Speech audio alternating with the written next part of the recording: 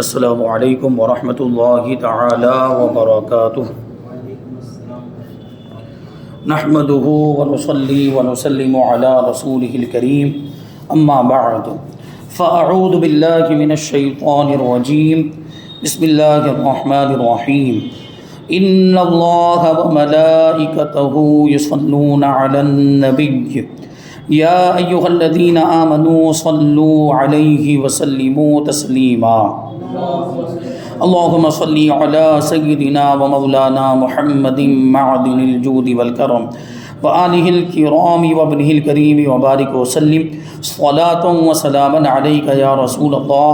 صلی اللہ تعالی علیہ وسلم۔ سورہ آل عمران آیت نمبر 186 کی تفسیر ہے، یعنی آیت نمبر 186۔ اللہ تبارک و تعالی ارشاد فرماتا ہے لَتُبْلَوُنَّ فِي أَمْوَالِكُمْ وَأَنفُسِكُمْ وَلَتَسْمَعُنَّ مِنَ الَّذِينَ أُوتُوا الْكِتَابَ مِنْ قَبْلِكُمْ وَمِنَ الَّذِينَ أَشْرَكُوا أَذًى كَثِيرًا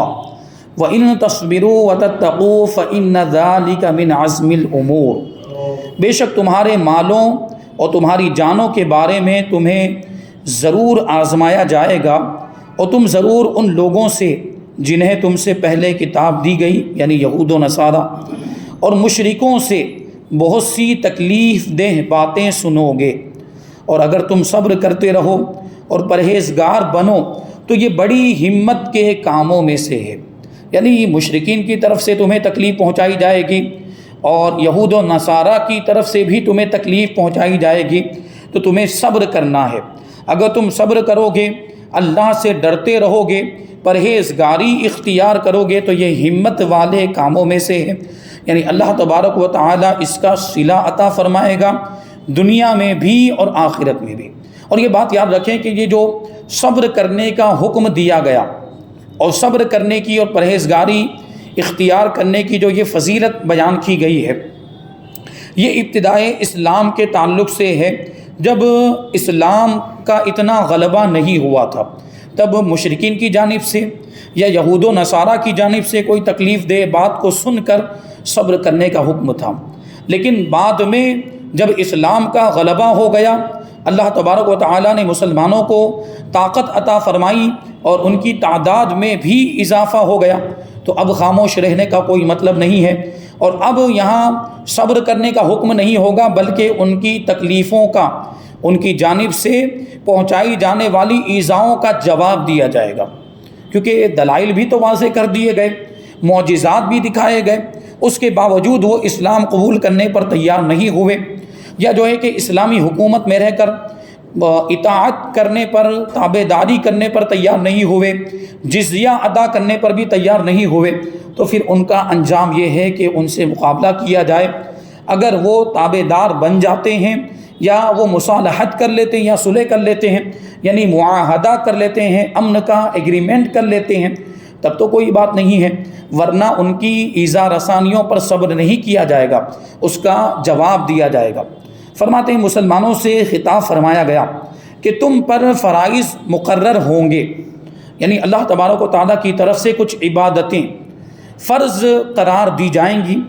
تمہیں حقوق کی ادائیگی کرنا پڑے گی، زندگی میں کئی معاملات میں نقصان اٹھانا پڑے گا، جان و مال کے کئی معاملات میں تکلیفیں برداشت کرنی ہوں گی، بیماریاں، پریشانیاں اور بہت قسم کی مصیبتیں زندگی میں پیش آئیں گی، یہ سب تمہارے امتحان کے لیے ہوگا، لہٰذا اس کے لیے تیار رہنا اور اللہ کریم کی رضا اور اس کے ثواب پر نظر رکھ کر ان تمام امتحانات میں کامیاب ہو جانا، کیونکہ ان امتحانات کے ذریعے ہی تو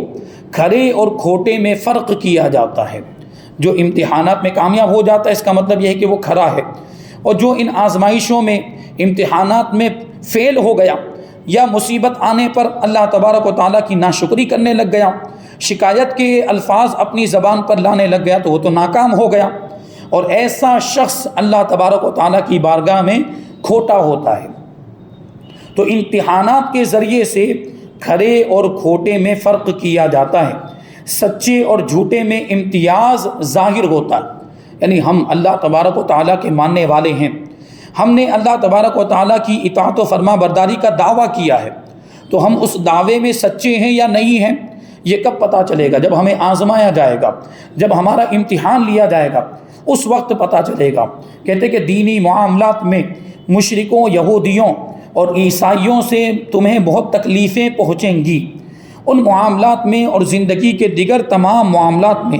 اگر تم صبر کرو، اللہ تعالیٰ سے ڈرتے رہو اور پرہیزگاری اختیار کیے رہو تو یہ تمہارے لیے نہایت بہتر رہے گا، کیونکہ یہ بڑی ہمت کے کام ہے۔ آنے والی آیت کریمہ آیت نمبر 187 میں اللہ تبارک و تعالیٰ ارشاد فرماتا ہے وَإِذْ أَخَذَ اللَّهُ مِيثَاقَ الَّذِينَ أُوتُوا الْكِتَابَ لَتُبَيِّنُنَّهُ لِلنَّاسِ وَلَا تَكْتُمُونَهُ فَنَبَذُوهُ وَرَاءَ ظُهُورِهِمْ وَاشْتَرَوْا بِهِ ثَمَنًا قَلِيلًا فَبِئْسَ مَا يَشْتَرُونَ۔ اور یاد کرو جب اللہ نے ان لوگوں سے عہد لیا جنہیں کتاب دی گئی، یعنی یہود و نصارہ، یہودیوں کو بھی تو کتاب دی گئی، عیسائیوں کو بھی کتاب دی گئی، آسمانی کتاب کی بات چل رہی ہے، توریت، زبور اور انجیل کی۔ یاد کرو جب اللہ نے ان لوگوں سے عہد لیا جنہیں کتاب دی گئی کہ تم ضرور اس کتاب کو لوگوں سے بیان کرنا اور اسے چھپانا نہیں، تو انہوں نے اس عہد کو اپنی پیٹھ کے پیچھے پھینک دیا، یعنی اس وعدے کو پورا نہیں کیا جو اللہ تبارک و تعالیٰ نے وعدہ ان سے کیا تھا کہ کتاب کی باتوں کو، آسمانی کتاب کی باتوں کو لوگوں سے چھپانا مت بلکہ لوگوں کے سامنے بیان کرنا، تو ان لوگوں نے چھپایا۔ اللہ تبارک و تعالیٰ نے جو ان سے عہد لیا تھا انہوں نے اس کا الٹا کیا اور لوگوں سے وہ باتیں بیان نہیں کی جن باتوں کے بیان کرنے کا اللہ تبارک و تعالیٰ نے انہیں حکم دیا تھا۔ اس عہد کو، اس وعدے کو انہوں نے توڑ دیا اور اس کے بدلے تھوڑی سی قیمت حاصل کر لی، دنیا کی تھوڑی سی قیمت، دنیا کا تھوڑا سا مال، اور اسی مال کی لالچ میں ان لوگوں نے اتنا بڑا گناہ کیا، اللہ تبارک و تعالیٰ کی نافرمانی کی۔ تو یہ کتنی بری خریداری ہے۔ ظاہر سی بات ہے، دنیا کی تھوڑی سی دولت اور دنیا کے تھوڑے سے مال کے بدلے میں اللہ تعالیٰ کے کلام کو چھپانا کتنا بڑا گناہ ہے، یہ کتنی بری خریداری ہے۔ اللہ تبارک و تعالیٰ نے توریت و انجیل کے علماء پر واجب کیا تھا،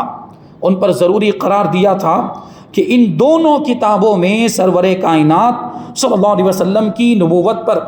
دلالت کرنے والے جو دلائل موجود ہیں، حضور کی جو نشانیاں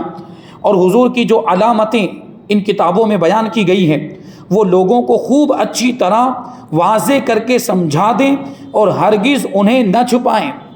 یہ یہودی اور عیسائی علماء سے وعدہ لیا گیا تھا، لیکن انہوں نے رشوتیں لے کر حضور پاک صلی اللہ علیہ وسلم کے ان اوصاف کو چھپایا، حضور کی علامتوں اور نشانیوں کو چھپایا جو توریت و انجیل میں مذکور تھی۔ تو یہ دنیا کی لالچ میں ایسا ہوا، رشوتیں لی تھیں انہوں نے، اور پھر یہ بھی تو خیال تھا کہ اگر ہم حضور پاک صلی اللہ علیہ وسلم کے بارے میں لوگوں کو بتا دیں گے کہ یہی نبی آخر الزماں ہیں، یہی نبی برحق ہیں، ان کی اطاعت و فرما برداری میں، ان پر ایمان لانے میں ہی نجات ہے، اگر یہ بتا دیا جائے گا تو سب لوگ تو ان کے دامن سے وابستہ ہو جائیں گے، پھر ہمیں کون پوچھے گا، ہمیں ہدیے نذرانے تحفے تحائف کون دے گا۔ تو دنیا کے مال کی لالچ میں ان لوگوں نے ایسا کیا تھا۔ حضور پاک صلی اللہ علیہ وسلم کی خوبیوں، آپ کی علامتوں اور نشانیوں کو انہوں نے چھپایا تھا، تو انہی کے بارے میں یہ آیت کریمہ نازل ہوئی۔ اس آیت سے یہ بھی معلوم ہوا کہ علم دین کو چھپانا گناہ ہے۔ اگر کسی کے پاس علم دین ہے، دین کی معلومات ہے، تو اسے چھپانا نہیں چاہیے بلکہ لوگوں کے سامنے بیان کرنا چاہیے، لوگوں تک اس علم کو پہنچانا چاہیے۔ حضرت ابو ہریرہ رضی اللہ تعالی عنہ سے روایت ہے کہ نبی اکرم صلی اللہ علیہ وسلم نے ارشاد فرمایا، جس شخص سے کچھ دریافت کیا گیا جس کو وہ جانتا ہے اور اس نے اس کو چھپایا، روز قیامت اسے آگ کی لگام ڈالی جائے گی۔ آگ کی لگام، آپ دیکھتے ہیں گھوڑے کی لگام ہوتی ہے، اس کی ناک میں نکیل ڈال دی جاتی ہے، تو یہ دنیا میں تو وہ رسی وغیرہ کے ذریعے سے وہ لگام بنائی جاتی ہے۔ یہ جو ایسا کرنے والا ہوگا، یعنی علم دین کو چھپانے والا ہوگا، پوچھنے پر بھی جو نہیں بتائے گا اور اس کو چھپائے رکھے گا، تو ایسے شخص کو قیامت کے دن آگ کی لگام ڈالی جائے گی، یعنی جہنم کی آگ کی لگام، اور اسے جہنم میں اس جرم کی سزا بھگتنی پڑے گی، اسے عذاب میں مبتلا کیا جائے گا۔ تو اگر اللہ تبارک و تعالیٰ نے کسی کو یہ نعمت عطا فرمائی ہے علم دین کی، یہ بہت بڑی نعمت ہے، تو اسے چھپانا نہیں چاہیے، اسے اپنے ساتھ ہی لے کر قبر میں نہیں چلے جانا چاہیے۔ بہت سے لوگوں کے اس طرح کے معاملات ہوتے ہیں کہ معلومات ہوتی ہیں لیکن دوسروں تک نہیں پہنچاتے، علم ہوتا ہے لیکن اس کو پھیلاتے نہیں، آخرکار وہ مر جاتے ہیں، ان کا انتقال ہو جاتا ہے اور اسی طرح دنیا سے رخصت ہو جاتے ہیں، ان کی ذات سے کسی کو فائدہ نہیں پہنچتا، ان کے علم سے کسی کو کوئی نفع نہیں ملتا۔ تو کیا مطلب ہوا علم پڑھنے کا، تعلیم حاصل کرنے کا؟ کیا فائدہ پھر؟ علم حاصل کرنے کا مقصد تو یہی ہونا چاہیے کہ ہم دین کی سمجھ حاصل کریں گے، دین کی معلومات حاصل کریں گے اور لوگوں تک پہنچائیں گے۔ یہ ذمہ داری ہوتی ہے علم سیکھنے والوں کی۔ علماء پر واجب ہے کہ اپنے علم سے لوگوں کو فائدہ پہنچائیں اور حق کو ظاہر کریں، اور کسی غرض فاسد کے لیے یعنی غلط مقصد کے لیے اس میں سے کچھ بھی نہ چھپائیں۔ دین کی معلومات، دین کے علم میں سے اگر کوئی غرض صحیح ہے جس کی وجہ سے کوئی بات نہیں بتائی ہے تو وہ جائز ہے، اس میں کوئی حرج نہیں، لیکن کوئی غلط مقصد ہے یا یوں ہی بلا وجہ وہ دین کی باتوں کو چھپاتا ہے اور پوچھنے پر بھی نہیں بتاتا، تو ایسی صورت میں وہ گنہگار ہے۔ آنے والی آیت کریمہ آیت نمبر 188 میں اللہ تبارک و تعالی ارشاد فرماتا ہے، لا تحسبن الذین یفرحون بما اتوا ویحبون ان یحمدوا بما لم يفعلوا فلا تحسبنهم بمفازۃ من العذاب ولهم عذاب علیم۔ ہرگز گمان نہ کرو ان لوگوں کو جو اپنے اعمال پر خوش ہوتے ہیں، یعنی اچھے اعمال پر اتراتے ہیں کہ میں تو بہت بڑا نمازی ہوں،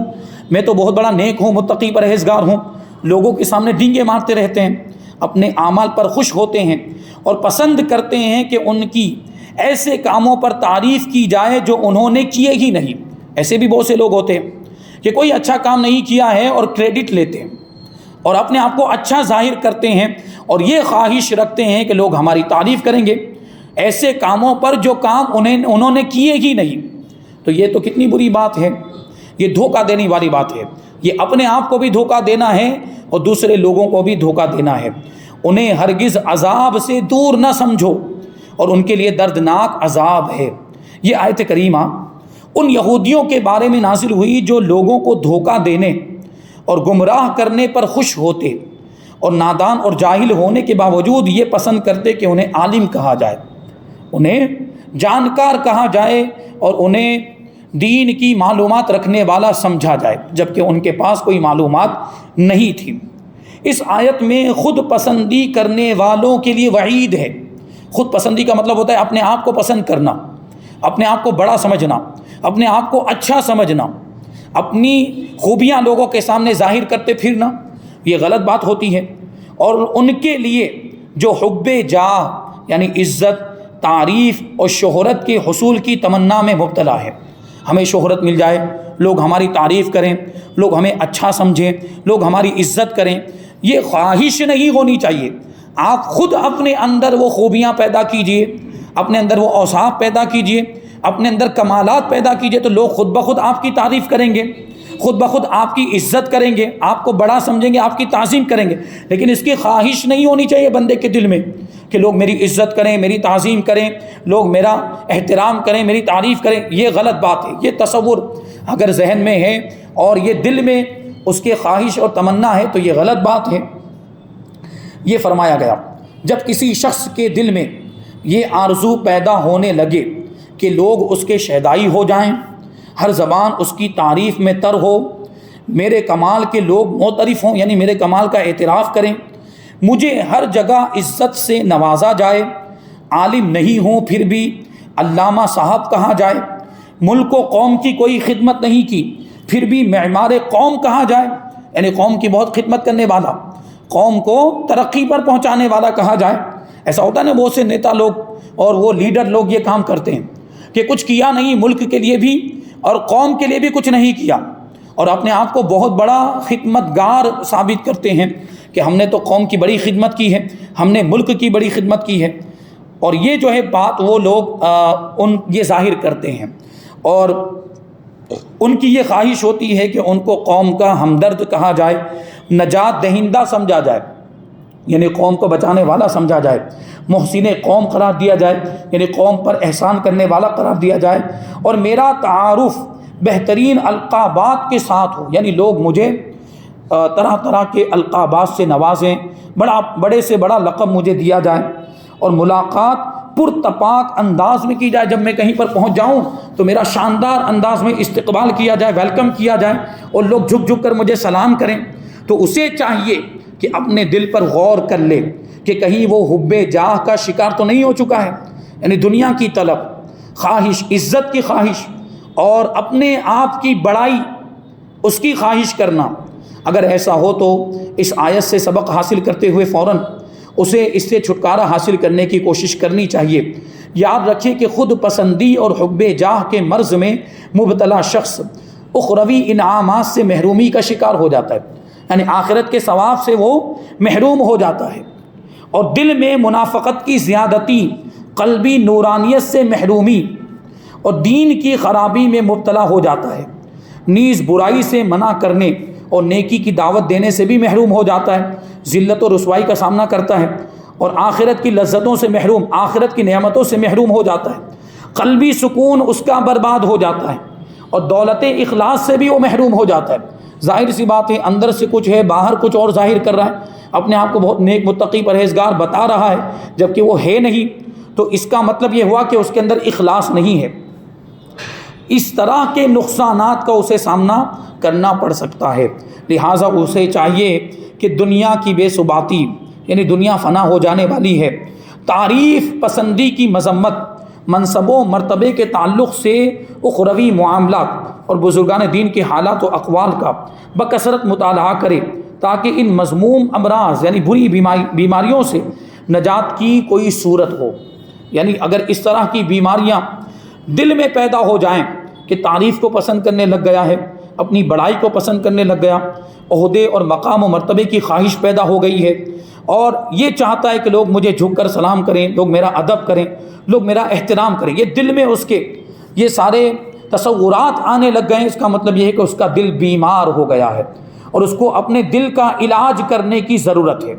ایسا ہوتا ہے، بہت سارے لوگوں کے اندر یہ چیزیں ہوتی ہیں، یہ کیفیت ہوتی ہے، اس کو یہ اس طرح کی چیزوں سے چھٹکارا حاصل کرنا چاہیے، کیونکہ یہ دل کو بیمار کر دیتا ہے، اور یہ جو چیزیں ہیں اس کی وجہ سے بندہ آخرت کے ثواب سے بھی محروم ہو جاتا ہے۔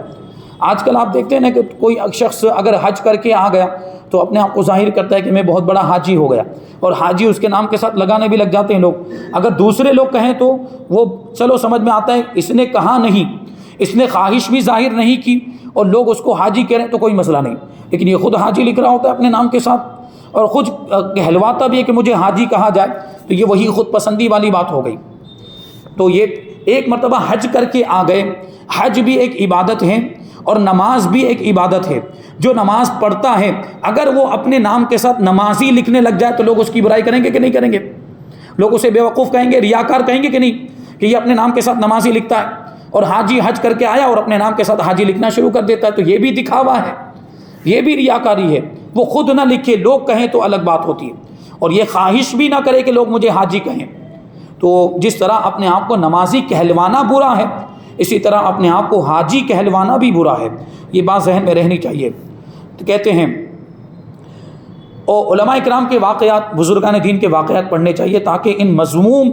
امراض سے نجات کی کوئی صورت ہو۔ ترغیب کے لیے ہم یہاں پر خود پسندی اور حب جاہ سے تعلق رکھنے والی چند احادیث اور بزرگان دین کے کچھ احوال اور اقوال ذکر کرتے ہیں۔ ایک حدیث پاک حضرت جندب رضی اللہ تعالی عنہ سے روایت ہے، نبی کریم صلی اللہ علیہ وسلم نے ارشاد فرمایا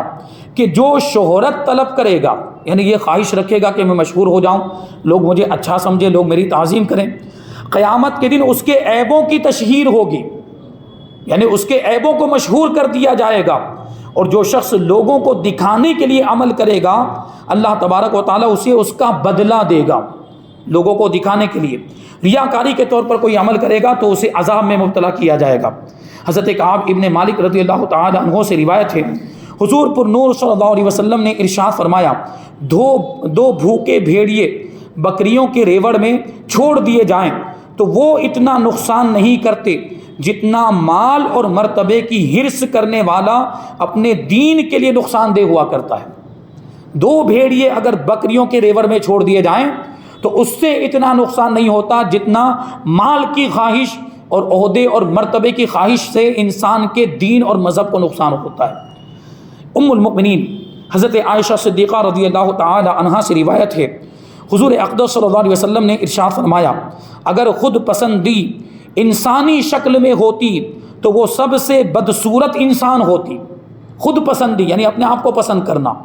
یہ اگر انسانی شکل و صورت میں آتی تو سب سے زیادہ بری صورت اسی کی ہوتی۔ حضرت حسن ابن علی رضی اللہ تعالی عنہما سے مروی ہے کہ نبی اکرم صلی اللہ علیہ وسلم نے ارشاد فرمایا کہ خود پسندی 70 سال کے عمل کو برباد کر دیتی ہے۔ 70 سال کے عمل کو، 70 سال تو عمر بھی نہیں ہوتی عام طور پر لوگوں کی، اور اگر 70 سال عمر ہو بھی جائے تو نمازیں اور عبادتیں فرائض وہ تو اس کا مکلف کب ہوتا ہے شریعت کے احکام بالغ ہونے کے بعد، 15 سال میں اگر بالغ ہوا تو 70 سال میں تو اس سے 15 سال تو وہ نکل گئے، اب تو بچے کتنے 55 سال ہی بچے ہیں۔ 70 سال کی عبادتیں برباد ہو جا رہی ہیں تو 55 سال کی تو بدرجہ اولا ضائع ہو جائیں گی اور برباد ہو جائیں گی، اور یہ بھی کب؟ جب اس نے پابندی کے ساتھ ساری عبادتیں کی ہوں۔ ہمارے آپ کا آج کل حال کیا ہے؟ نمازوں کی کوئی پابندی نہیں، جمعہ خالی ایک نماز پڑھ لی، جو پڑھتے ہیں 5 وقت کی نمازیں الا ماشاءاللہ، ہم ان کی بات نہیں کر رہے، لیکن پڑھتے نہیں یہ نمازیں، اور پھر خود پسندی کے معاملات، عبادت نہیں کرتے اور اپنے آپ کو بہت بڑا عبادت گزار ظاہر کرتے ہیں، بہت بڑا نیک اور متقی پرہیزگار کہتے ہیں، تو جو کچھ کیا وہ بھی برباد ہو جاتا ہے۔ جو نیکیاں کی ہیں، جو عبادتیں کی ہیں، وہ بھی خود پسندی کے معاملات کی وجہ سے، ریاکاری اور دکھاوے کی وجہ سے ضائع ہو جاتے ہیں۔ تو اور بھی کچھ اقوال ہیں اور کچھ واقعات ہیں، اور پھر آنے والی آیت کریمہ یعنی آیت نمبر 189 کی تفسیر انشاءاللہ تبارک و تعالی ہم آئندہ درس میں شامل کریں گے۔ اللہ تبارک و تعالی کی بارگاہ میں دعا ہے کہ جو کچھ بھی بیان ہوا اس پر ہم سب کو عمل کرنے کی توفیق عطا فرمائے، اور نور قرآن سے ہم سب کے دلوں کو روشن اور منور فرمائے۔ وما علینا الا البلاغ۔